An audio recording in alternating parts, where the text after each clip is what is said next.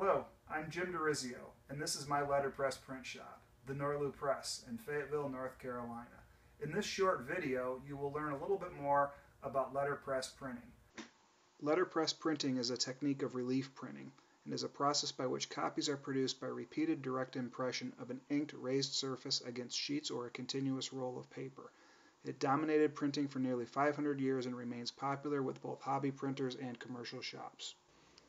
The basic steps include composing movable types to match the matter to be printed, locking the types as a form into the bed or chase of a printing press,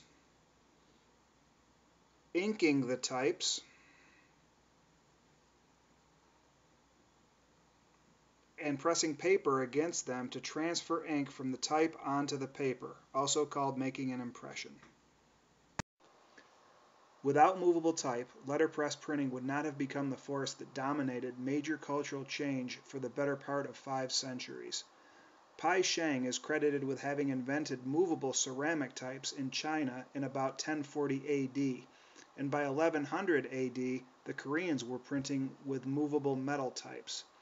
Johannes Gutenberg, however, is the father of printing in the Western Hemisphere. In about 1440, he not only cast the first modern metal movable types as reusable letters, but also set them in forms and printed pages of texts on a wooden printing press that he also invented. This is the composing area of the print shop, and as you can see, I have a composing stick in my hand with some types that are already set, and each one of these cases that are inside of the cabinets includes a complete font of metal types.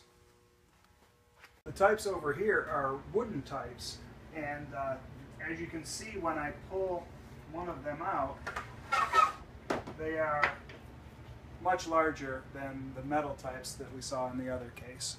After we have composed the type that we want to print with, we go through a process of aligning that type inside of a chase, which is kind of like a frame, and we do what is called imposition. And imposition starts with an imposing stone. This particular imposing stone is marble. My dad acquired it when he was first starting out in printing.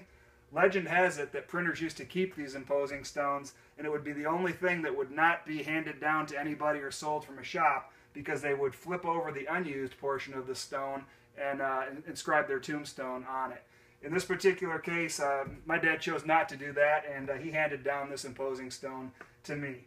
Other portions of the imposing area include a selection of furniture. We also have various tools to include coins.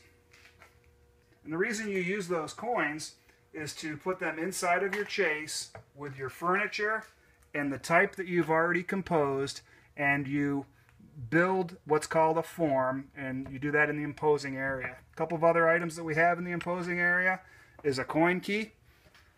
We have a planer, which is used to plane down the type and make sure that it's all even. And we also have other items that are useful, like tweezers. The real heart of a print shop is the printing press. This particular press is a Gordon old-style jobber.